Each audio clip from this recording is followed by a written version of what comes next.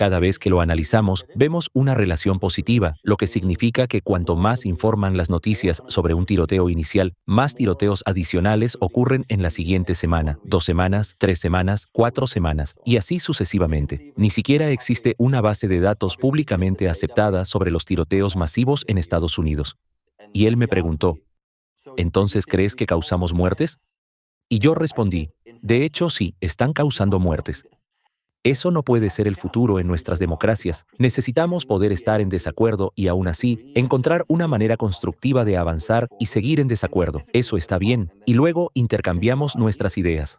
Los ataques masivos en espacios públicos, incluidas las escuelas, son una preocupación creciente en muchos países. Las cifras son alarmantes y muchos de nosotros nos hacemos una pregunta simple. ¿Qué está pasando con nuestro mundo hoy en día? ¿Podemos sentirnos seguros en los espacios públicos? ¿Podemos sentirnos tranquilos al enviar a nuestros hijos a la escuela? ¿Y cuál es el papel de los medios de comunicación en todo esto? Dali y yo estamos felices de estar aquí hoy para debatir este tema en nuestra plataforma con un investigador altamente distinguido en este campo, Michael Hetler. Hola, Michael. Hola Carolina, muchas gracias por invitarme. Es un placer y un honor estar aquí. Hola Michael, es un placer tenerte aquí con nosotros y gracias por estar en esta entrevista. Permíteme presentarte brevemente a nuestra audiencia. Michael es profesor asociado de Economía en la Universidad de Western Australia. Tiene un impresionante número de artículos científicos sobre diversos temas. Entre ellos, algunos temas dolorosos y difíciles relacionados con problemas públicos. Sabemos que parte de su trabajo se centra en la cobertura mediática de los ataques masivos. Y cuando nos encontramos con estos estudios, la primera pregunta que nos hicimos fue, ¿por qué no hay más gente hablando de esto? Pero antes que nada, nos gustaría saber por qué comenzaste a investigar este tema y qué te inspiró a profundizar en esta cuestión. Sí, esa es una buena pregunta. Creo que comencé a interesarme en este tema hace unos 10 o 12 años. Y al igual que muchos de ustedes, probablemente me sorprendió la cobertura mediática sensacionalista que reciben muchos de estos eventos en distintos países. Viví en Estados Unidos y lo veía en las noticias allí. Soy originalmente de Alemania y también lo veo en las noticias de mi país. Lo que parecen hacer los medios de comunicación es dar constantemente a estos tiradores, a estos perpetradores, una plataforma, muestran su foto, cuentan su historia de vida, los convierten en famosos, en pocas palabras. Y la primera impresión que surge es que eso no parece estar bien, porque sabemos, al leer los panfletos que dejan o sus escritos, que muchos de ellos quieren ser famosos. ¿Y qué hacen los medios de comunicación? Exactamente eso. Les dan la fama que buscan. Mi pensamiento fue el siguiente. Soy un investigador empírico, quiero entender las realidades empíricas, lo que realmente está sucediendo en el mundo. Así que comencé a investigar sobre el tema. Y para mi sorpresa, como tú mencionaste, no había realmente un análisis empírico que se hiciera la pregunta, ¿tiene esta cobertura mediática de los perpetradores alguna consecuencia? ¿Vemos más tiroteos después de esto? ¿Vemos menos? ¿O no hay ninguna relación en absoluto? Así que seguí investigando más. En psicología y ciencias políticas existen teorías sobre este fenómeno. Algunas sugieren que cuanto más cobertura y fama les damos a estos atacantes, más probable es que aparezcan imitadores, es decir, otras personas que sigan el mismo camino. Entonces traté de encontrar una forma de analizar empíricamente si esto realmente se refleja en los datos del mundo real, y eso fue lo que intenté hacer, primero por mi cuenta y luego con un coautor. Mencionaste a tu coautor, el doctor Walker, profesor Walker. ¿Cómo se conocieron? Sí, de hecho, nos conocimos en la escuela de posgrado. Hicimos nuestro doctorado en el mismo lugar y al mismo tiempo. Desde entonces hemos trabajado juntos en muchos proyectos de investigación, y este fue uno de ellos, sí. Genial. También mencionaste que eres originario de Alemania. Si comparas la cobertura mediática de estos eventos en Estados Unidos con la de Alemania, ¿qué diferencias notarías? Lamentablemente, este tipo de sucesos ocurren cada vez más en Europa. incluida Alemania. ¿Existe alguna diferencia en la manera en que los medios los cubren en ambos países? Esa es una muy buena pregunta, y creo que la respuesta está muy influenciada por nuestra propia percepción subjetiva de las noticias, el tipo de noticias que consumimos y cómo las interpretamos. Así que, obviamente, desde que he estado investigando este tema, miro esas noticias de manera diferente y trato activamente de encontrar artículos sobre estos temas e identificar patrones. Y creo que, en mi impresión, originalmente, Estados Unidos era más sensacionalista con su ciclo de noticias 24/7, con cadenas como CNN y Fox News, y es simplemente una repetición constante del mismo patrón informativo. Así que creo que hace 10 o 15 años, si mirabas la cobertura de uno de esos tiroteos, a menudo tenían algunas secuencias de 12 minutos y las repetían una y otra vez, porque es un ciclo de noticias 24/7. Y creo que muchos países europeos, digo muchos, pero los que observo más de cerca, como el Reino Unido, Alemania, Francia y quizás España, están volviéndose cada vez más sensacionalistas en su cobertura de estos eventos. Pero también han estado ocurriendo con más frecuencia, así que quizás eso también influya. Es difícil de decir. Sin embargo, ahora, en términos de grado de sensacionalismo, no creo que haya tanta diferencia entre los países occidentales que observo. De hecho, si acaso, la cobertura tiende a volverse aún más sensacionalista que antes, lo cual me parece bastante preocupante. Para nuestros espectadores que no han leído tu investigación, ¿podrías guiarnos a través de tu ensayo y tus hallazgos? ¿Y cuál fue el momento de mayor revelación? ¿Cuándo te diste cuenta de que realmente habías encontrado algo que merecía la atención del público? Primero, intentamos recopilar datos que reflejaran los tiroteos en Estados Unidos, específicamente los tiroteos masivos. Existen diferentes definiciones sobre qué constituye un tiroteo masivo, cuántas personas deben morir, etc., por lo que tratamos de considerar cuidadosamente esas distintas definiciones. Lo primero que nos sorprendió fue que ni siquiera existe una base de datos pública y universalmente aceptada sobre los tiroteos masivos en Estados Unidos. Me pareció increíble, porque es un tema que genera tanto debate, pero ni siquiera tenemos datos organizados de manera adecuada. Solo había 2 o 3 centros de investigación independientes que habían estado recopilando estas bases de datos durante las últimas décadas. Pero comparado con otros temas, para los que tenemos datos detallados de todo tipo, en este caso realmente no contamos con datos de calidad, lo cual me pareció increíble. Así que eso fue lo primero. Intentamos crear una base de datos completa sobre estos tiroteos en Estados Unidos. Luego analizamos los principales medios de publicación, como los noticieros televisivos de la noche, por ejemplo, The New York Times, The Washington Post y otros. Intentamos identificar si y cómo cubrían estos tiroteos. Así que tratamos de recopilar cuidadosamente estas piezas de información y luego entender si hay un patrón en el sentido de que, si ocurre un tiroteo, ¿vemos luego más tiroteos?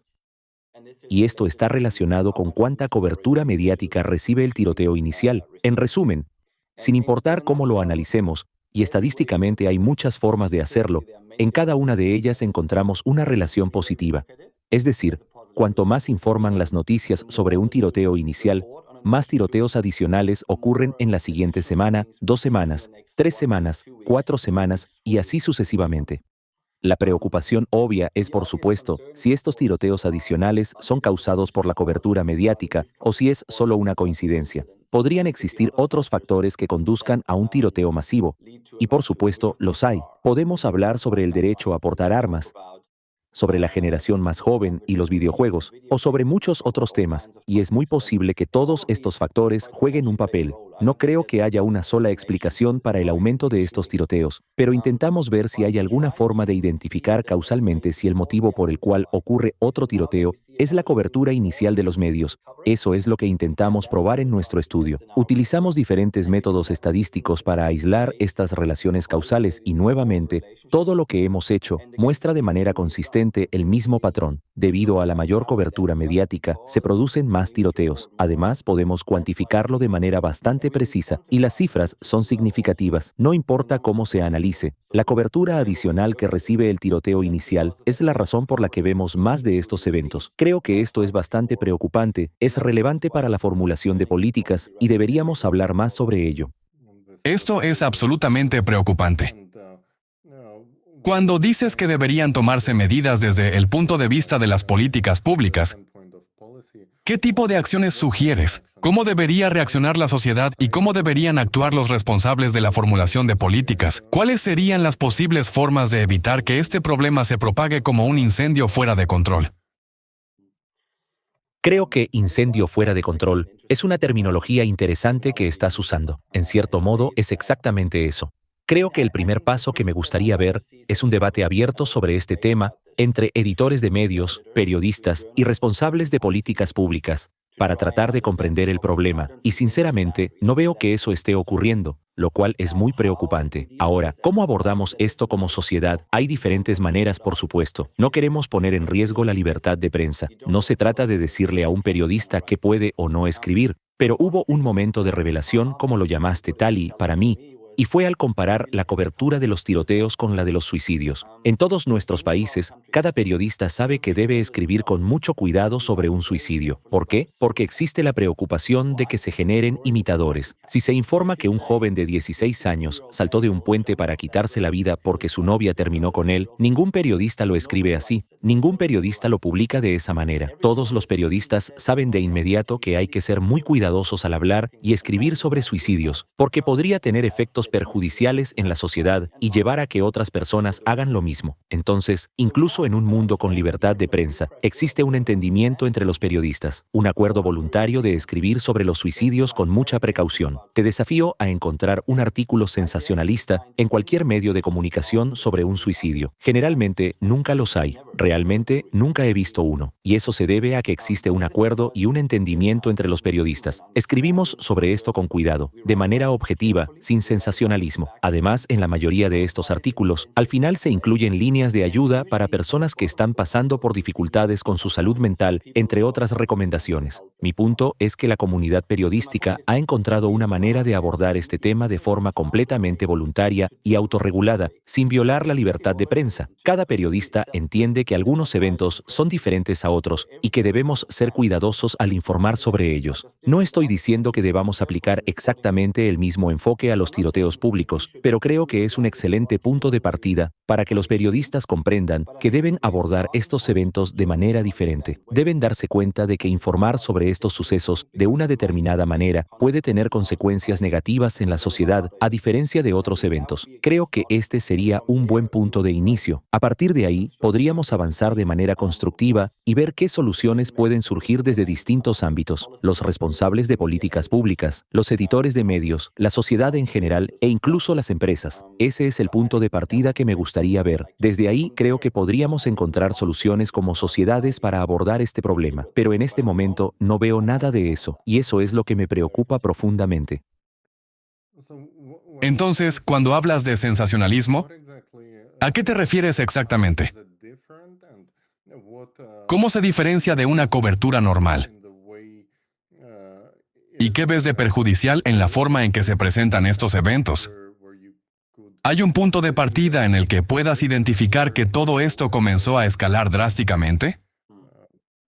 Bueno, esas son preguntas realmente interesantes. Identificar un punto exacto donde todo esto escaló es difícil. Creo que hemos visto un aumento del sensacionalismo en la cobertura de noticias en muchos ámbitos, no solo en los tiroteos, sino en muchos otros temas. Esto tiene que ver con la evolución de los medios en los últimos 20 años, lo cual, en parte, ha contribuido a este fenómeno. Sin embargo, hubo momentos concretos en los que se inició un debate serio sobre este tema. Creo que hace unos 7 u 8 años, Le Monde en Francia anunció públicamente que ya no publicaría fotos de los atacantes ni mencionaría sus nombres. Esto está en línea con una rama de la investigación en psicología que sugiere que, si mostramos sus fotos y sus nombres, les damos la fama que buscan. Los hacemos famosos. Le Monde dijo: está bien, eliminemos eso, porque realmente no es de interés público. A menos que el atacante siga prófugo y sea necesario publicar su imagen para que la gente lo reconozca, si el atacante ha sido capturado o ha muerto, no hay ningún valor informativo en mostrar su rostro. Tal vez me interese como espectador, porque quiero saber más sobre la historia, pero desde una perspectiva informativa no aporta nada útil. Pero el contenido puramente informativo, el valor real de la noticia en ese punto es mínimo. En su momento, Le Monde tomó esa decisión y generó un gran debate. La mayoría de los medios de comunicación en Europa comentaron al respecto. Algunos lo apoyaron, pero muchos lo condenaron enérgicamente y lo vieron como un ataque a la libertad de prensa. Sin embargo, existen formas concretas de pensar en qué aspectos podrían restringirse primero. Por ejemplo, ¿qué determina que una noticia sea sensacionalista en lugar de puramente informativa? Bueno, si escuchas que la hermana del atacante dijo hace 5 años que en realidad era una buena persona, ¿es eso realmente relevante para la noticia en desarrollo? No lo creo. En cierto modo, la definición de lo que es sensacionalista o no es subjetiva, pero creo que la mayoría de nosotros lo reconocemos cuando lo vemos. El contenido sensacionalista no es realmente central para la noticia en sí, sino más bien un clickbait, algo que nos atrae a hacer clic por curiosidad. Se basa en nuestro interés humano natural y en la necesidad de entender qué llevó a una persona a cometer algo tan terrible. Sí, pero creo que todos podemos señalar numerosos segmentos de noticias donde miramos el titular y el artículo, y no hay contenido informativo real. Simplemente apelan al impulso sensacionalista de las personas para hacer clic y tratar de entender qué llevó a este monstruo a hacer lo que hizo. Y nuevamente, creo que sería fundamental abrir un debate con los medios y sus editores para preguntarnos, ¿dónde trazamos el límite? ¿Qué debemos hacer y qué no? Por ejemplo, ¿es realmente necesario publicar la foto del atacante en la portada y convertirlo en una figura famosa? La mayoría de las veces es un hombre. Probablemente no sea necesario. ¿Debemos nombrarlo? ¿Contar su historia de vida en la primera página? Quizás no. Exactamente. Sí, porque mencionaste los suicidios. De hecho, la Organización Mundial de la Salud tiene una recomendación actualizada en 2023. Con todas estas recomendaciones, tener mucho cuidado con no mostrar imágenes, no contar demasiados detalles de la historia, entre otras cosas. Y esto me preocupa mucho porque ahora mismo estoy en Praga y el año pasado ocurrió el primer gran tiroteo masivo, lamentablemente en una escuela. Así que realmente niños, estudiantes, jóvenes, profesores, y la cobertura mediática que hemos visto es exactamente todo lo que estás diciendo que está mal en este momento. Pero la imagen, la historia, el motivo, de hecho, su intención de hacer esto, todo se repite una y otra vez, con ciertos medios cubriéndolo constantemente. Realmente la cultura y la ética de los medios son diferentes en cada país. Me gustaría saber si tienes una idea de lo que está ocurriendo, por ejemplo, en este sentido en Australia. ¿Cuál es la situación con los tiroteos masivos en Australia? ¿Es diferente o...? Así que, afortunadamente, no hemos tenido muchos tiroteos masivos recientemente. Una de las razones que sugieren muchos investigadores es que el control de armas aquí es mucho más estricto, pero no estoy seguro de hasta qué punto eso es cierto, ya que no es mi área de especialización para debatirlo. Recientemente ha habido ataques con cuchillos, pero creo que el patrón básico de la cobertura mediática es el mismo. Se está volviendo más sensacionalista, tratando de captar la atención con titulares llamativos y enfocándose en los antecedentes del atacante. Y luego vemos titulares como «tenía vínculos con un grupo islámico» o «tenía conexiones con un grupo de extrema derecha». Es evidente que muchos periodistas están promoviendo su propia agenda política de alguna manera. En Estados Unidos, por ejemplo, uno puede notar casi de inmediato en el primer párrafo que un periodista está impulsando el debate sobre el control de armas, mencionando que la causa obvia de estos tiroteos es la gran cantidad de armas y la falta de regulaciones estrictas. Es un debate interesante, sin duda, pero un periodista no debería abordar estos temas con ideas preconcebidas y una agenda política tan clara desde el principio. Creo que, a nivel internacional, el patrón de cobertura sensacionalista está presente en todas las sociedades que he observado. Obviamente, hablo alemán, inglés y español, así que mi visión está limitada a esos idiomas. Pero la tendencia es clara en países como Australia, Nueva Zelanda, Estados Unidos, Reino Unido, Alemania, y también he visto algo de Francia y España. La forma en que se cubren estos eventos es muy similar en todos estos países. No he visto una conciencia generalizada en el mundo mediático sobre la necesidad de tratar estos sucesos de manera diferente, como ocurre con los suicidios. Y eso es desafortunado porque creo que, sería relativamente sencillo abrir esta conversación en las escuelas de periodismo y entre los editores de medios, y creo que sería beneficioso para nuestras sociedades tener esa conversación, pero desafortunadamente no veo que esté ocurriendo en ninguno de nuestros países. Ojalá me equivoque y haya algunos movimientos en esa dirección que simplemente no he notado, pero hasta ahora no los veo. Y por lo que describes en Praga, parece que la cobertura mediática de ese evento tampoco fue lo que nos gustaría que fuera. Sí, cuando mencionaste el ejemplo del periódico francés Le Monde, que propuso reducir el sensacionalismo en torno a estos atacantes y, básicamente, dejar de convertirlos en estrellas del rock, me pareció un punto clave. Porque para aparecer en la portada de la revista Rolling Stone, tienes que ser alguien como Mick Jagger y vender millones de discos. O puedes hacer algo terrible y alcanzar prácticamente el mismo nivel de fama. Es obvio que hay personas que cometen ciertos actos solo para obtener fama. Y sabemos que algunos lo hacen específicamente con ese propósito. Si supieran que no van a recibir esa fama, tal vez tendrían menos motivación para hacerlo, ¿verdad? Y, sin embargo, cuando Le Monde propuso esta medida, la reacción de la prensa fue mayoritariamente negativa, justificándose en la libertad de expresión. ¿Cómo se puede usar la libertad de expresión para justificar la creación de nuevos crímenes?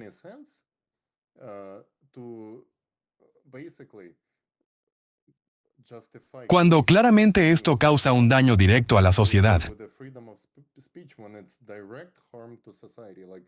¿Cómo es posible que este argumento sea aceptado en el ámbito mediático? ¿Por qué no genera indignación entre el público y entre los propios periodistas que realmente tienen un sentido de ética y dignidad? Esa es una muy buena pregunta. Cuando publiqué mi primer estudio sobre este tema, tuve varias conversaciones con periodistas y fue muy interesante. Cada uno de ellos, en cuanto mencionaba el ejemplo del suicidio, reaccionaba diciendo, «Ah, claro, los suicidios son diferentes». Y mi respuesta era, «Bueno, entonces los tiroteos también son diferentes y deberían pensar en ellos de otra manera». Creo que no hay un debate sobre esto porque no existe una presión pública al respecto.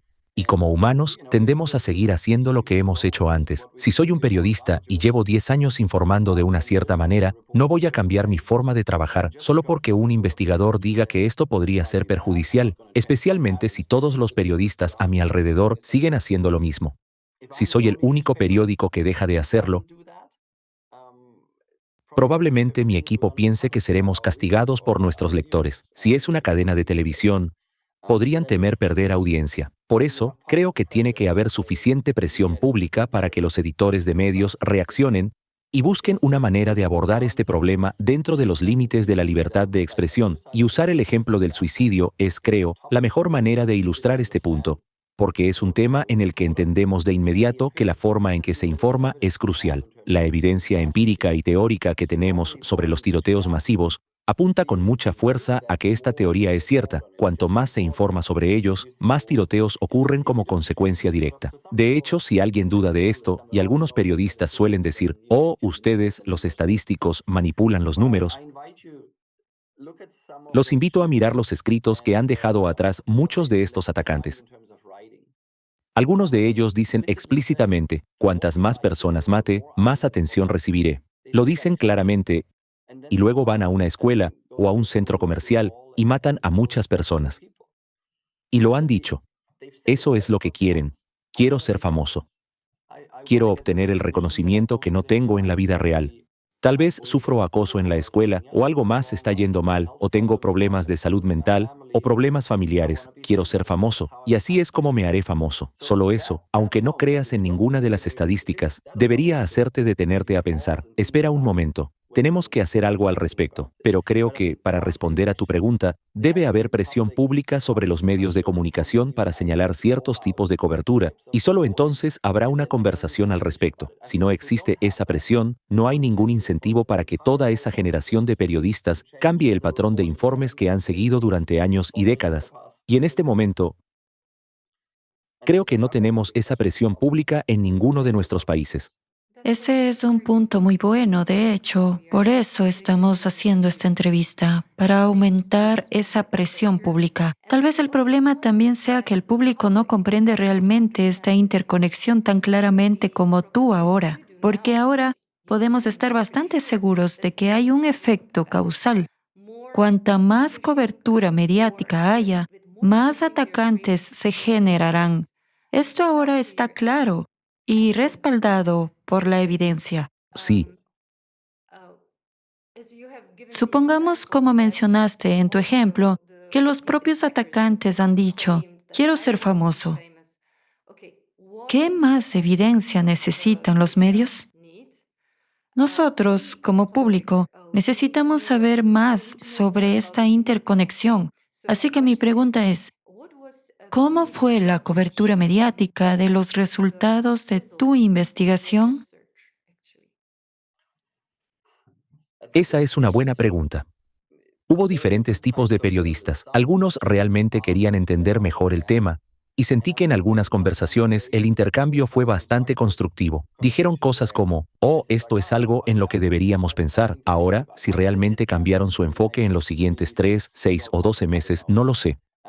Pero otros fueron muy defensivos, con comentarios como, ah, claro, con estadísticas puedes demostrar cualquier cosa que quieras, y cosas por el estilo.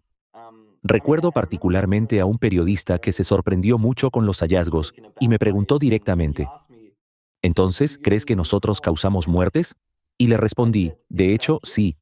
Están causando muertes. Inmediatamente la reacción fue, pero la libertad de expresión, ahora estás poniendo la culpa en mí en lugar de en el atacante. Por supuesto, el atacante es responsable. Eso ni siquiera es un tema de debate, pero los periodistas tienen poder. Si tengo la oportunidad de escribir en The New York Times, tengo poder, y eso es algo evidente en todos los ámbitos. En parte está bien, pero con el poder viene la responsabilidad. Eso significa que es necesario reflexionar, y como dijiste, si la cantidad de evidencia es tan contundente y muestra que cierto tipo de cobertura tiene consecuencias muy negativas en nuestra sociedad, entonces creo que es tu responsabilidad reaccionar, tomar eso en cuenta y pensar en cómo podrías hacerlo mejor. En ese sentido, en los últimos años, me he sentido bastante decepcionado con los periodistas y con el hecho de que nada ha cambiado. De hecho, si algo ha empeorado, es la cobertura sensacionalista. Y sí, es una buena pregunta cuestionarse por dónde empezar y cómo hacer que esto avance. Creo que la presión pública sobre los periodistas y señalar cuando se ve claramente una cobertura sensacionalista de un evento como este es importante. Absolutamente cierto. Estamos de acuerdo contigo. Y el propósito de estas entrevistas es precisamente atraer la atención de las personas sobre la responsabilidad de consumir y compartir información. Porque en nombre del sensacionalismo y la búsqueda de fama, los atacantes quieren reconocimiento y los periodistas que los utilizan para crear historias sensacionalistas también buscan fama. De alguna manera, no solo están contribuyendo a generar más tiroteos, sino que también están impulsados por el mismo motivo. Y, por supuesto, cuando se los señala directamente, reaccionan de manera muy a la defensiva, porque saben que están haciendo algo socialmente peligroso y violento al provocar más violencia en la sociedad. Y, por otro lado, los periodistas decentes que no son propagandistas, que no tienen una agenda como dijiste al principio. Algunos usan este tema para impulsar ciertas agendas políticas, como prohibir la segunda enmienda o restringir el derecho a portar armas. Y, disculpa, si miramos los países con las leyes de armas más estrictas, hemos visto el ataque a Shinzo Abe en Japón, por ejemplo, donde hay una de las regulaciones más estrictas. También hemos visto tiroteos en escuelas y ataques con cuchillos en países de Europa Central y Occidental, donde no se pueden obtener armas fácilmente. Y luego, países como los Países Bajos, hablé con una persona que se jactaba diciendo, soy de los Países Bajos, aquí nunca hemos tenido tiroteos. Todo lo que tuve que hacer fue buscar en Google ataques con cuchillos en escuelas de los Países Bajos. ¿Y acaso no es exactamente lo mismo? ¿Cuál es la diferencia? Básicamente, son los mismos ataques, con un número de víctimas igualmente alto.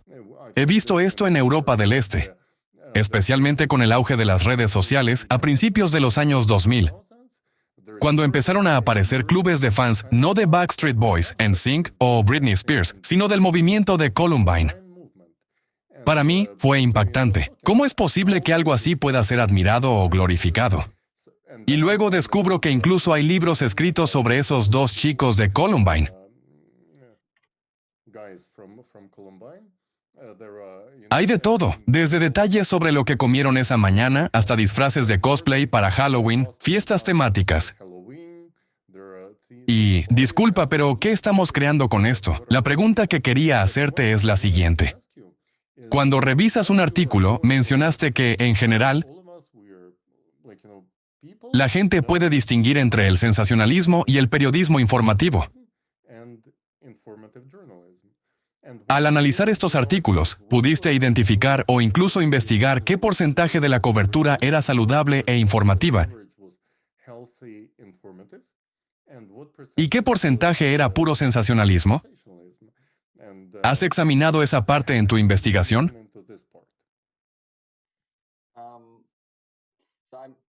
Soy economista de formación y nos gusta definir las cosas claramente. Y debido a que es tan difícil, a partir de un texto, definir qué es sensacionalista y qué es informativo, no hemos hecho exactamente lo que mencionas, pero he revisado cientos, probablemente miles de estos artículos, y si me pides dar un porcentaje preciso, diría que el 80% de ellos son sensacionalistas. Es una estimación aproximada que hago. La mayoría lo son. Donde, si los lees, ¿hay algún contenido informativo adicional en comparación con lo que escribiste ayer? Realmente no. Por ejemplo, en el contexto del terrorismo, he analizado esto en algún momento, y personas como Osama Bin Laden son increíblemente famosas. Increíblemente famosas. The New York Times estaba obsesionado con él. Analicé cuántas veces lo mencionaban, cuántos artículos escribían sobre él, y en algunos años, hablaron de Osama Bin Laden más veces que de las 10 personas más famosas del mundo según la lista de Forbes. Combinadas. Piénsalo, es una locura.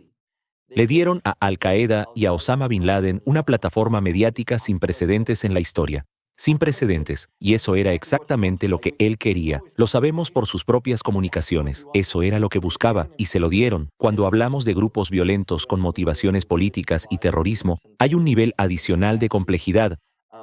Pero el patrón es el mismo en los tiroteos masivos. Todos ellos buscan fama y la están obteniendo. Así que para responder a tu pregunta, no hay manera de justificar la publicación de 10,000 artículos en un año sobre Osama Bin Laden y decir que todos son informativos. Simplemente no es posible. Algunos de esos artículos hablaban, por ejemplo, de cuántos gatos tenía cuando era niño. ¿Realmente necesitamos saber eso? ¿Necesitamos conocer qué desayunaba su abuela? Hay muchísimos artículos en los que, como mencionaste, con solo mirarlos, nos damos cuenta de inmediato de que son sensacionalistas, pero definir objetivamente qué es sensacionalismo y qué es información real, no creo que esa sea nuestra tarea. Quiero decir, puedes echar un vistazo y hacerte una buena idea de qué es sensacionalista y qué no, pero creo que un periodista lo sabe. Si hablas con un periodista, no en una entrevista, sino tomando una cerveza, ellos lo admiten, lo saben, es su profesión, y parte de su trabajo es hacer que las historias sean más llamativas, encontrar esos momentos de impacto y generar reacciones. Pero en el contexto de los tiroteos creo que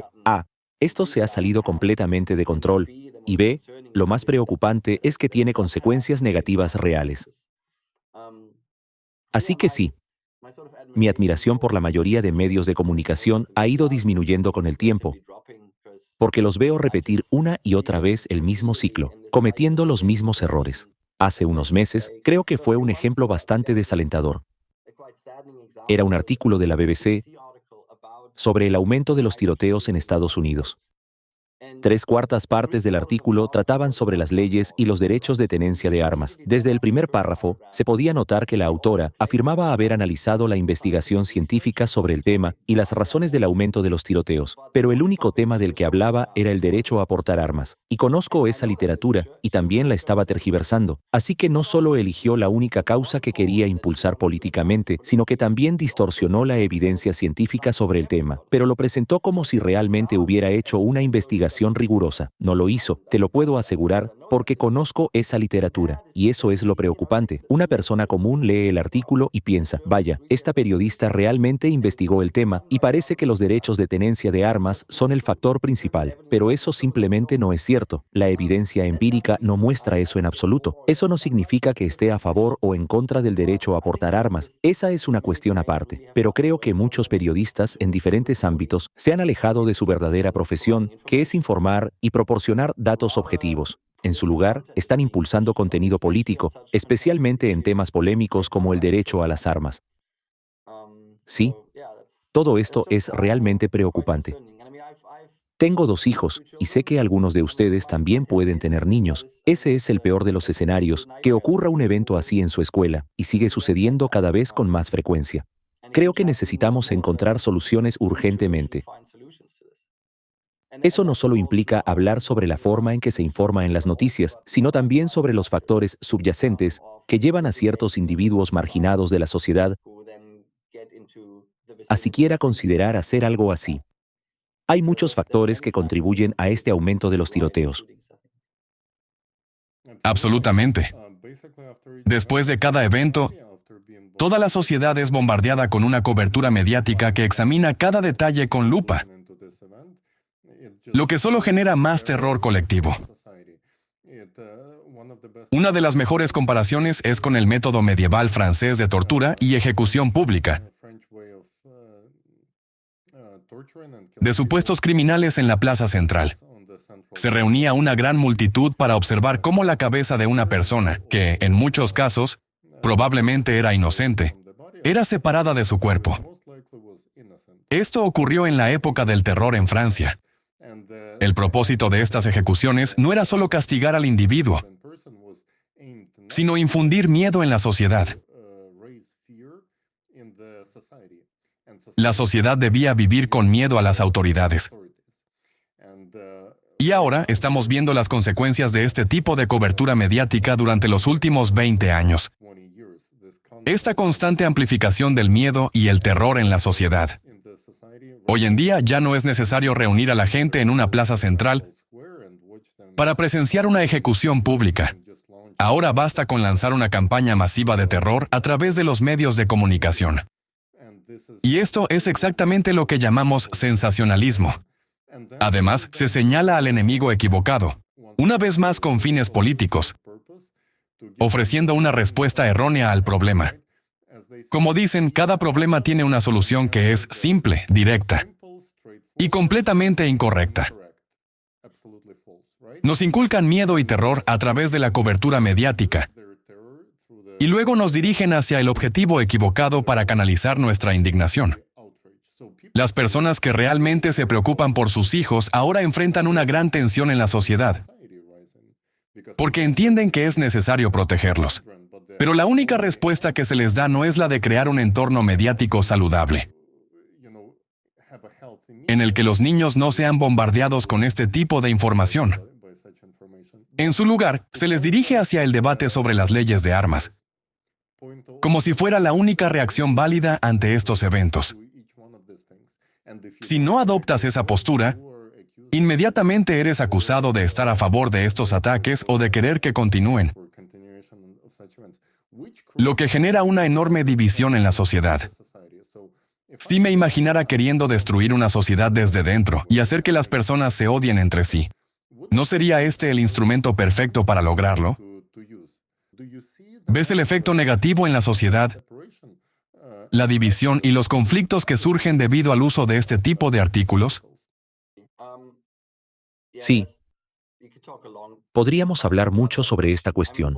Una de las observaciones que he notado es que muchos de estos temas se han politizado tanto que la reacción tiene que ser emocional. Si no apoyo el control de armas, entonces automáticamente significa que no quiero proteger a los niños. Se convierte en un debate puramente emocional, cuando en realidad deberíamos tener una discusión racional. Aquí está el problema. El número de tiroteos, ataques con cuchillos y actos de violencia pública está aumentando. ¿Cómo podemos enfrentarlo? Bien, ¿qué dice la evidencia científica? Probablemente haya 3, 4 o 5 factores potenciales factores que podrían estar influyendo, y es posible que sea una combinación de varios de ellos. Puede que algunos factores influyan más que otros, puede que haya factores que aún no conocemos, pero no creo que tengamos una plataforma científica y constructiva para debatir este tema de manera racional, un espacio donde podamos reunir ideas y analizarlas con seriedad. Tal vez los derechos de tenencia de armas jueguen un papel, no lo sé. La evidencia empírica sobre esto no es muy sólida, pero eso no significa que no sea un factor. Podríamos poner todas estas cuestiones sobre la mesa, debatir qué se puede hacer en cada ámbito, analizar dónde tenemos evidencia empírica, cuán fuerte es esa evidencia y qué conclusiones podemos sacar. Pero no lo estamos haciendo. En su lugar, seguimos con argumentos emocionales. Necesitamos más control de armas, necesitamos más armas o cualquier otra postura que se ajuste a la agenda política de cada uno. Deberíamos tener una base racional para hablar sobre posibles soluciones a estos problemas. Estos eventos son extremadamente emocionales, por lo que es difícil dejar de lado la emoción al discutir soluciones políticas. Ese es el primer desafío. La otra perspectiva, que encontré increíblemente reveladora, proviene de un sociólogo de los años 70. Lo que él sugirió fue lo siguiente. Tomemos un ejemplo. Cuando eras adolescente, ¿alguna vez pusiste un chicle debajo de tu escritorio en la escuela? Tal vez lo hiciste. ¿Por qué lo hiciste? Bueno, porque los otros niños también lo hacían. Cuando yo estaba en la escuela secundaria, probablemente el 50% de los estudiantes lo hacía en algún momento. Entonces, ¿por qué ahora ya no lo hacemos? Si le preguntas a un adolescente ahora, te dirá que es asqueroso, repugnante y lo peor que alguien podría hacer. ¿Por qué? Porque nadie lo hace. El punto que quería demostrar ese investigador es que ciertas acciones, incluso algo tan insignificante como poner un chicle debajo del escritorio, las percibimos como viables dependiendo de cuántas personas a nuestro alrededor las estén haciendo. Y la preocupación con los tiroteos masivos es que, cuanto más los hacemos públicos, cuanto más los debatimos, cuanto más mostramos, miren a este atacante, miren a aquel, miren a todos ellos, más se convierte en una opción viable para quienes están al borde de cometer algo así. Si alguien que está mentalmente inestable y por cualquier razón podría convertirse en un atacante masivo, no lee sobre esto, no se entera de los atacantes de Columbine, ni de otras personas que han sido convertidas en héroes y figuras famosas, es posible que nunca siga ese camino. Podría hacer otra cosa, pero no algo tan violento. Pero cuanto más hablamos de esto, más implantamos la idea en la mente de ciertas personas de que sí, esa es una opción, eso es algo que podría hacer para volverme famoso porque veo que funciona. Así que no es solo un tema político, sino un argumento claro. Cuanto más hablamos de estos ataques, más los normalizamos como una posibilidad real en la mente de quienes están en riesgo de cometerlos. Pero una vez más, creo que gran parte de este debate está impulsado por la emoción y no por un enfoque racional. Poner todas las opciones sobre la mesa, todas las teorías y toda la evidencia empírica disponible para entender por qué está ocurriendo esto. Y luego, sin un trasfondo político, sino pensando desde una perspectiva constructiva para la sociedad, preguntarnos, ¿cómo podemos reducir el número de tiroteos? A partir de ahí, proponer soluciones y caminos posibles. Pero nunca veo eso, solo veo un impulso emocional para imponer una agenda política, como el debate sobre los derechos de armas, por ejemplo. Mencionaste que en realidad esta sensación de viabilidad también juega un papel y es un factor que debería tenerse en cuenta. También existe la posibilidad de pensar que si no hubiera tal sensacionalismo ni cobertura mediática sobre Columbine y otros casos similares, estos atacantes podrían haberse desarrollado de una manera normal. Tal vez si no existiera un entorno informativo tan tóxico, podrían haber tenido un desarrollo normal y una vida común. Esta opción también es válida, no lo sabemos, y ahí está el punto. Mencionaste el artículo de la BBC y cómo distorsionaba los datos y la evidencia real, enfocándose únicamente en el problema de las armas. Este es un ejemplo claro de pérdida de responsabilidad por parte de los medios, pero también hay una responsabilidad de nuestra parte como público, porque si no consumiéramos este tipo de noticias sensacionalistas, no habría tantos artículos, tantas películas, ni tanta cobertura sobre estos eventos. Así que nuestro papel también es fundamental. Y si solo hablamos de la libertad de expresión sin reflexionar sobre esto, sin considerar las consecuencias, entonces estamos evitando el verdadero problema. Por otro lado, vivimos en países democráticos y tenemos derecho a la seguridad. Ese es nuestro derecho. Es un derecho humano fundamental. Entonces, si la llamada libertad de expresión en realidad atenta contra otro derecho humano, ¿no significa esto que la democracia está fallando en ese sentido? ¿No deberíamos entonces abordarlo también a nivel legal y judicial? Es decir, la información basada en hechos es totalmente válida, pero el sensacionalismo que pone en peligro nuestras vidas y las de nuestros hijos no debería ser aceptable de ninguna manera. No lo sé. Simplemente dejo esto como una reflexión para el debate. Sí, sí, este es un argumento más sólido, una medida más fuerte para abordar eso, para crear leyes en contra. Y esto es difícil porque, por un lado, como hemos mencionado, es realmente complicado determinar qué es sensacionalista y qué no, y esta frontera a menudo es difusa entre esas cosas. Pero creo que sería mucho más fácil si los editores de los medios y los periodistas se reunieran y reflexionaran sobre temas delicados, temas sensibles como los suicidios, pero que también incluyeran los tiroteos en esa reflexión y los consideraran con más cuidado, estableciendo y acordando algunas directrices, tal como lo hacen al informar sobre el suicidio. Y pensar en desarrollar algo similar en torno a los tiroteos sería un gran avance. No creo que necesitemos reglas y leyes que prohíban la cobertura sensacionalista en ese ámbito. Puede que me equivoque, quizás sea demasiado ingenuo, pero sí creo que ese ámbito podría autorregularse. Sin embargo, para que eso suceda, debe haber presión pública, y alguien debe señalar que este artículo de la BBC es sensacionalista y que ese periodista está impulsando motivos puramente sensacionalistas. Y no hay contenido informativo sobre los tiroteos, sobre el tiroteo en sí. Por lo tanto, de alguna manera, debería rendir cuentas, y esa discusión simplemente no la veo. Pero por supuesto, a los periodistas no les gusta escribir y criticarse a sí mismos. Entiendo eso, y por eso la periodista de la BBC ni siquiera mencionó que la cobertura mediática de los tiroteos podría ser una causa de otros tiroteos. Nunca mencionó eso en todo el artículo, lo cual también me pareció muy preocupante, porque afirmó resumir lo que causaba los tiroteos y cuáles son las teorías científicas que existen al respecto. Solo mencionó una y la reportó de manera incorrecta. La interpretó mal. Así que, sí, creo que la única manera es la presión pública sobre los periodistas. Y no, este tipo de artículo no deberías escribirlo y luego debería haber algún tipo de consecuencias por parte de la gente. Tal vez boicotear un medio de comunicación, no lo sé, pero creo que si hay un grupo que se une y de alguna manera moviliza la acción pública, creo que esa es la mejor manera de generar presión sobre los periodistas para hacerlos repensar, porque no creo que sea tan difícil para ellos hacerlo. Pero en este momento no veo una voluntad política por parte de los periodistas para hacer eso, hasta donde puedo ver. Absolutamente. Y hemos visto esto en temas sensibles. Cuando la gente comienza, ya sabes, a hablar sobre ciertos puntos sensibles en las redes sociales, crea una gran demanda social por ciertas cosas y luego los medios de comunicación tienen que reaccionar. De lo contrario, la gente se irá. Cancelará sus suscripciones. Y eso es todo. Y esa es la mejor manera democrática, capitalista de influir en las cosas. Te unes y votas con tus dólares, libras o cualquier moneda, euros, lo que sea. Y esa es la mejor manera. Pero para hacer eso debe haber algún tipo de evidencia, ¿verdad? Y encontramos tu investigación y simplemente nos quedamos asombrados.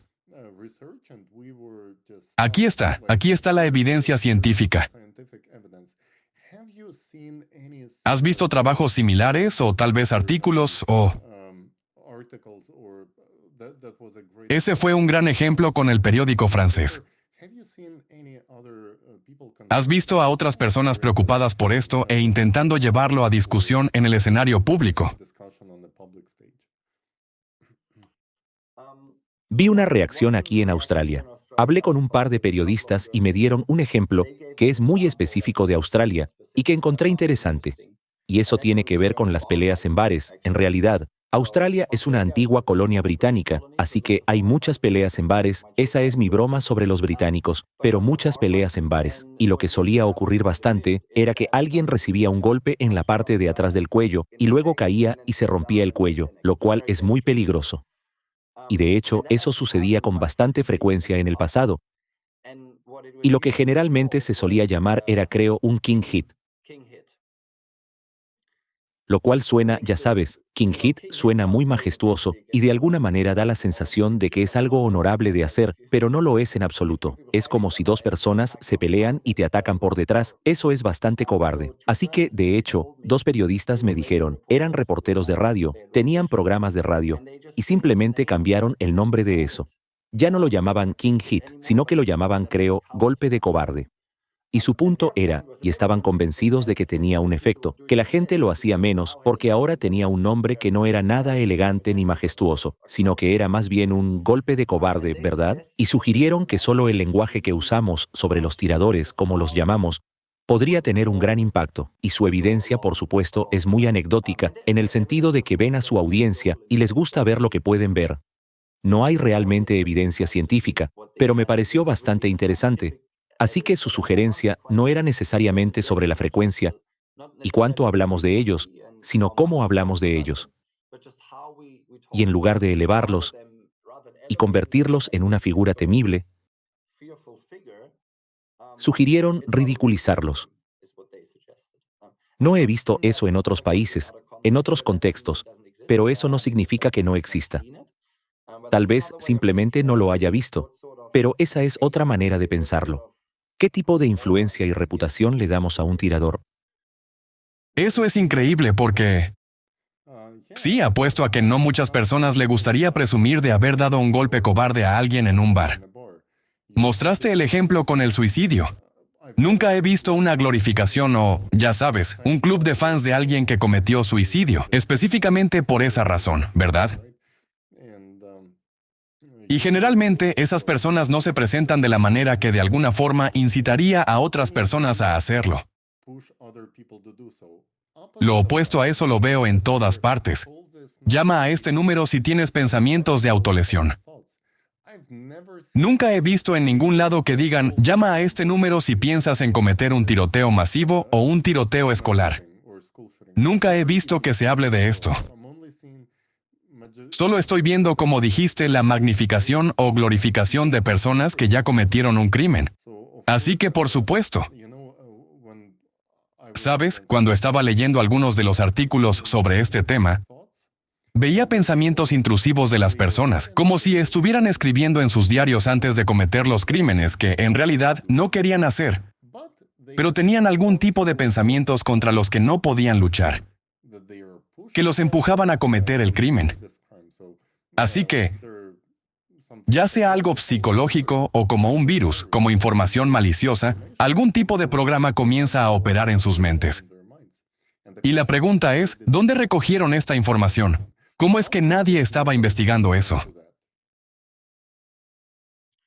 ¿Te refieres a mirar en términos de cómo podríamos informar a los posibles tiradores y cómo podrían obtener ayuda, o simplemente al tema en general desde una perspectiva de esfuerzo? Bueno, sí.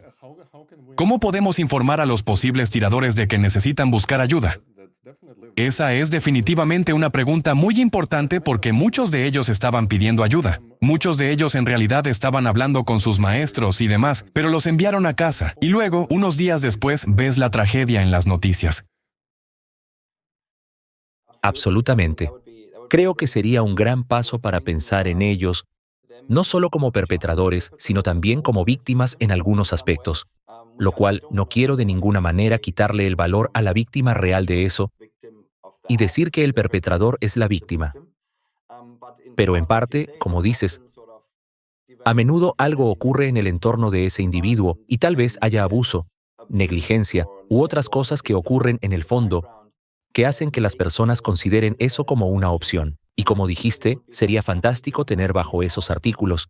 Si sientes algún tipo de impulso o como quieras expresarlo de una manera mucho mejor que yo ahora, por favor llama a este número y podemos ayudarte. Creo que eso sería bastante importante. Creo que otra forma de pensar sobre la cobertura de estos tiroteos es observar cuánta atención se dedica al tirador y cuánta a las víctimas. Si miras los artículos sobre suicidio, cada palabra parece estar cuidadosamente redactada. Hablan sobre la víctima, sobre la familia y cómo intentaron ayudar, cuántas personas quedan atrás y cómo son victimizadas y así sucesivamente. Pero en cualquiera de los grandes tiroteos, donde si haces un poco de investigación, puedes nombrar a los tiradores de inmediato, ¿Cuántas víctimas puedes nombrar? ¿Has leído en algún lado sobre esta niña de 6 años que pasó por esto y aquello y tenía toda su vida por delante?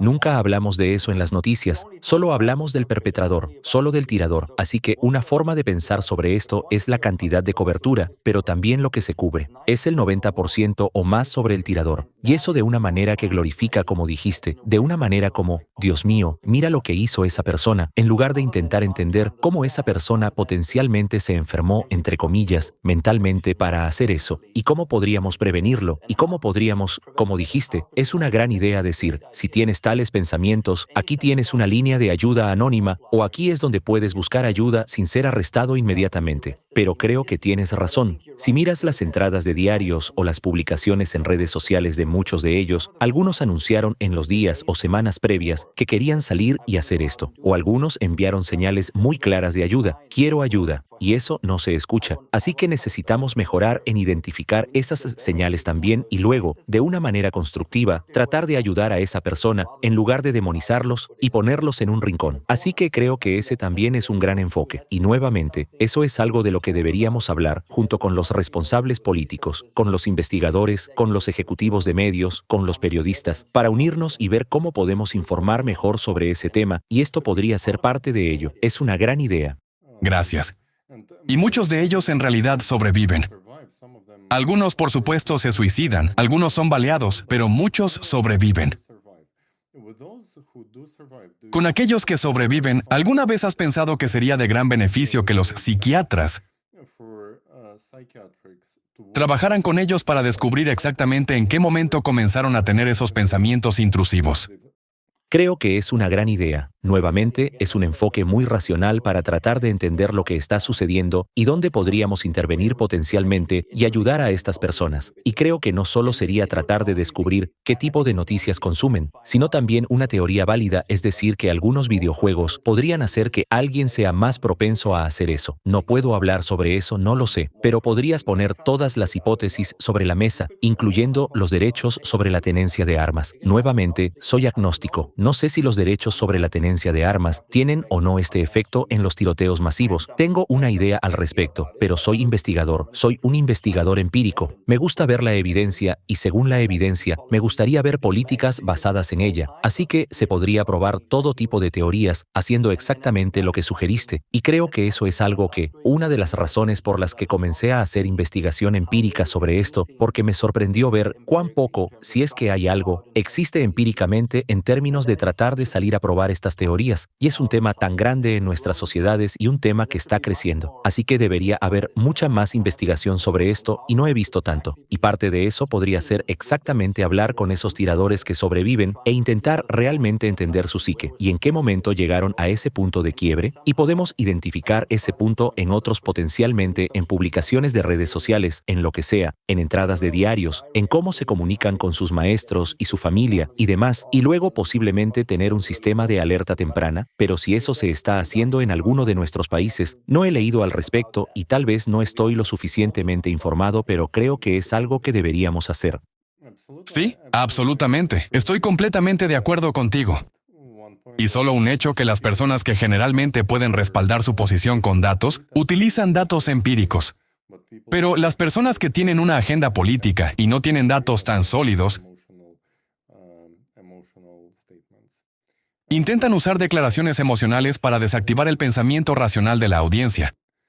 Porque los temas emocionales, especialmente los relacionados con los niños, siempre lo logran. Y por favor, Carolina, sé que querías hacer la siguiente pregunta. Solo quería comentar sobre esto. Tal vez una de nuestras últimas preguntas sobre todo esto. Sabes, hemos estudiado este tema, ya que nos hemos adentrado un poco en él, encontrando la investigación. Nos hemos dado cuenta de que, de hecho, el sensacionalismo que se usa al describir estos tiroteos masivos, estos tiroteos escolares, es bastante similar al llamado tiroteo político.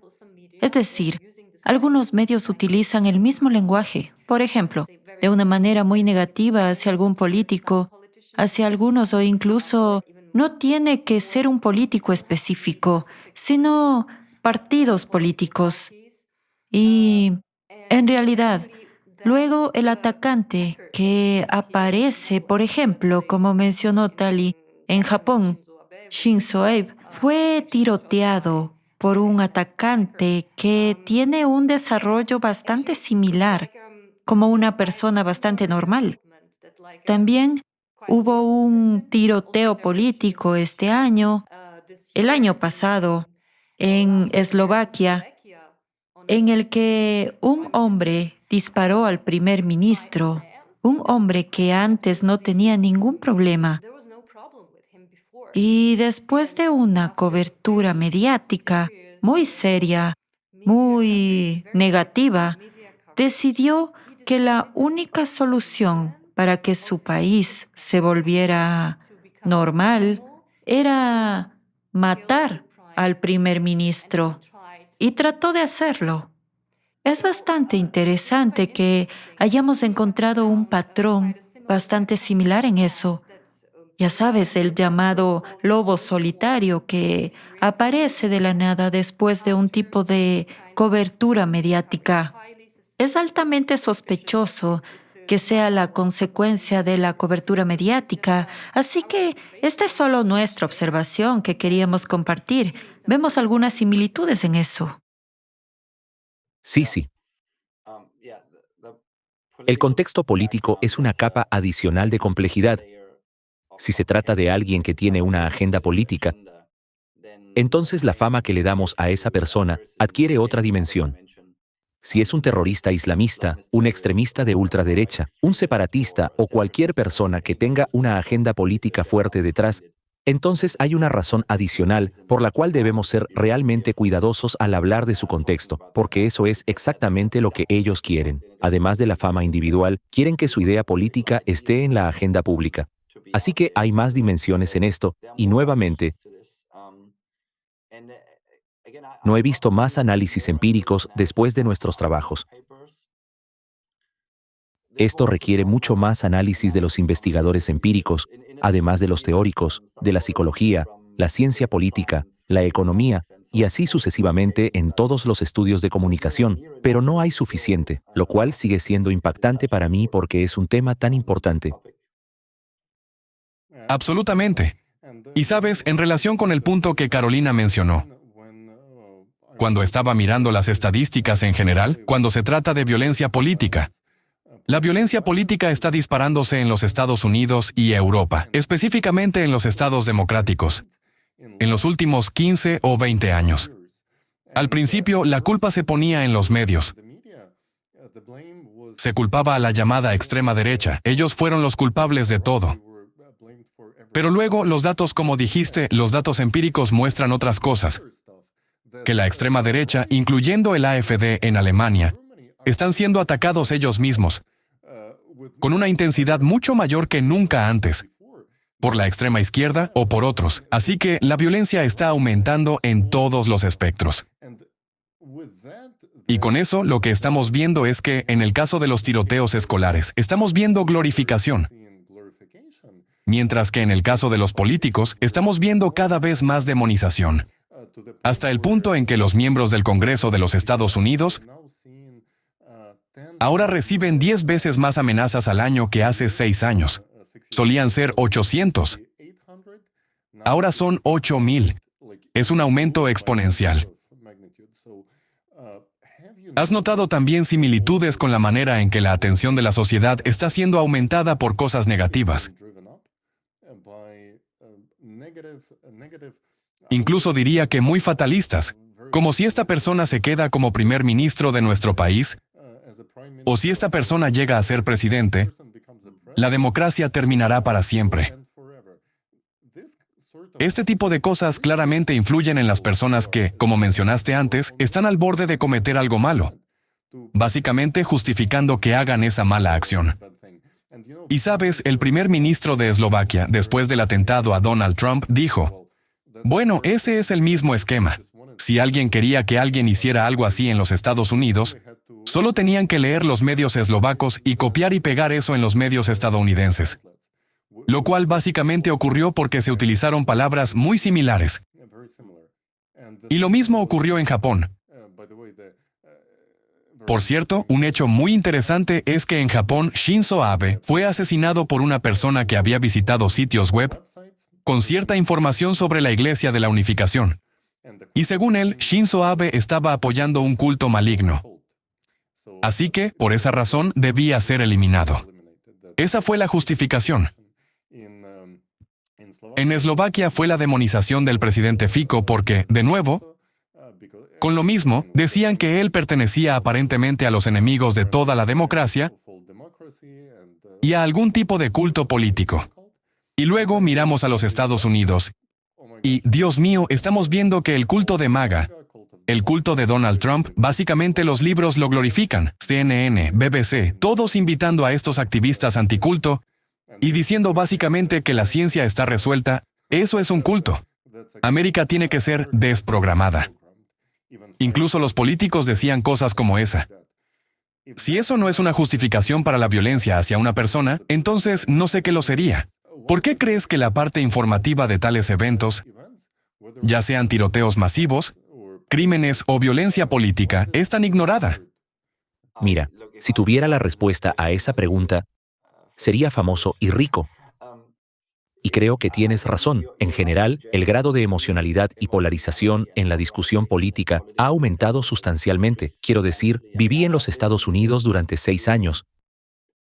Y con quien sea que hable allí, o son demócratas o republicanos, pero no hay, como que no puede ser el otro. Es muy extremo, lo cual es, o eres parte de uno y entonces eres una persona terrible, o eres parte del otro y entonces está todo bien. Pero lo que teníamos, como hace 10, 20 años, era, sabes, teníamos esta plataforma común sobre la que debatir. Entonces, ¿deberíamos subir los impuestos o deberíamos bajarlos? ¿Deberíamos dejarlos igual? Y podíamos debatirlo y estaba bien. Si no estamos de acuerdo, está bien. Pero creo que simplemente nos hemos vuelto mucho menos cómodos con el hecho de discrepar entre nosotros. Como está perfectamente bien si discutimos sobre un tema de política e intercambiamos nuestros argumentos, nuestros hechos, nuestras ideas, nuestras teorías, y luego si no estamos de acuerdo, al final está bien. Todavía podemos ser amigos, todavía podemos sentarnos en la misma mesa para cenar, pero conozco a varios amigos en los Estados Unidos cuya familia se rompió por las elecciones en los Estados Unidos solo porque una persona apoya a Trump o a Clinton o ahora a Harris, y se rompió por completo, pero hemos perdido la capacidad de no estar de acuerdo entre nosotros y luego debatir, pero aún respetarnos en muchos de estos temas. Y si lo piensas desde el contenido informativo, no son muy diferentes de hace 10, 20, 30, 40, 50 años. Hablamos sobre la seguridad en la frontera. Hablamos sobre la seguridad en nuestra sociedad. Hemos estado haciendo esto desde que tenemos sociedades. Hablamos sobre la libertad económica. Hablamos sobre cómo lidiamos con el crimen. Quiero decir, eso ha sido un tema en cada elección que se me ocurra en cualquier país. Entonces, ¿por qué, si digo que apoyo a Trump o apoyo a Harris, de inmediato tengo que ser empujado a un rincón? Y creo que el tono en el debate público sobre eso, incluyendo a los periodistas que cada vez más solo eligen su campo y luego se mantienen firmes en él y se niegan a involucrarse de manera constructiva con personas del otro campo, creo que nos hace un daño fundamental. Y sí creo que la teoría sugiere que esto también lleva a más violencia política en el futuro. Porque, como dijiste, si estoy convencido de que si esa persona gana las elecciones, nuestro país se va a ir al infierno, entonces alguien es mucho más probable que se vuelva violento hacia ese candidato.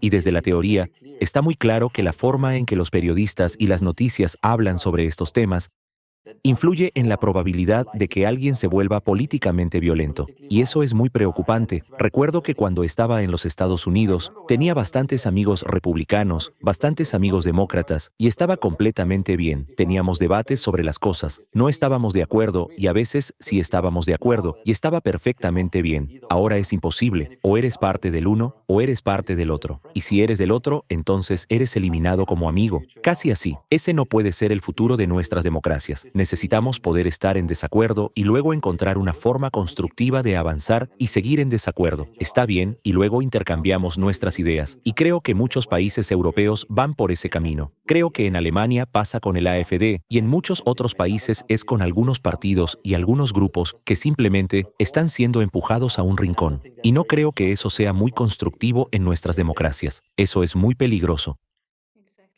Exactamente. Mencionaste, de hecho, o si hablamos sobre la influencia de los medios. Podemos discutir todas las consecuencias para las sociedades y podemos ver que incluso los medios tal vez son altamente responsables de este estado de ánimo en la sociedad, de discutir o no discutir juntos, de llegar a la mesa y llegar a una solución constructiva. Muchas gracias por acompañarnos hoy, por tu visión, por los resultados de tu investigación que has compartido con nosotros. Fue muy inspirador. Estamos muy felices de llevar las ideas más allá como, digamos, una sociedad responsable. ¿Hay algo que te gustaría desearles a los espectadores? Sí, creo que un punto clave para mí, al que sigo volviendo, es que mantengamos un enfoque constructivo. Estar en desacuerdo está bien. Tratemos de encontrar soluciones racionales a los problemas que tenemos en nuestra sociedad y llevemos al tío racista a la mesa. No ayuda si simplemente los demonizamos y los excluimos. Necesitamos entender de dónde viene la gente, y eso nos ayuda a encontrar soluciones juntos a nuestros problemas. Uno de esos problemas es el aumento de los tiroteos masivos y la violencia masiva. Y es algo que necesitamos abordar y debemos hacerlo juntos de manera constructiva. Me gustaría ver eso en todo caso. Muchas gracias y gracias por tu investigación y por el trabajo verdaderamente único que has estado haciendo. Definitivamente es algo que debe ser escuchado por la sociedad.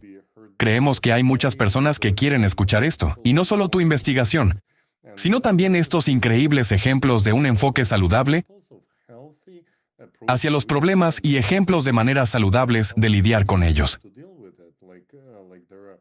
Como hay buenos enfoques y ejemplos positivos que presentaste hoy. Esperamos que nuestros espectadores lo vean, lo compartan y básicamente creen la misma demanda pública de la que hemos estado hablando.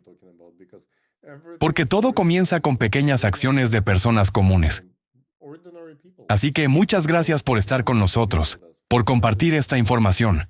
Nuestros queridos espectadores, por favor, escriban abajo en la sección de comentarios sus pensamientos, sus ejemplos, y tal vez hayan visto ejemplos positivos o negativos. Compartamos nuestra experiencia y descubramos qué podemos hacer para hacer de nuestra sociedad un lugar más seguro, más saludable y próspero. Uno en el que nuestros niños realmente se sientan seguros. Así que, Michael, muchísimas gracias por estar con nosotros y esperamos verte en nuestras futuras entrevistas con tus investigaciones. Estoy seguro de que tendrás muchos más artículos que hacer y muchas más investigaciones para publicar. Te deseamos mucha suerte y nuevos caminos para desarrollar tu investigación. Muchas gracias. Muchas gracias por recibirme. Fue un placer y un honor, y les deseo todo lo mejor desde Perth. Gracias a ustedes.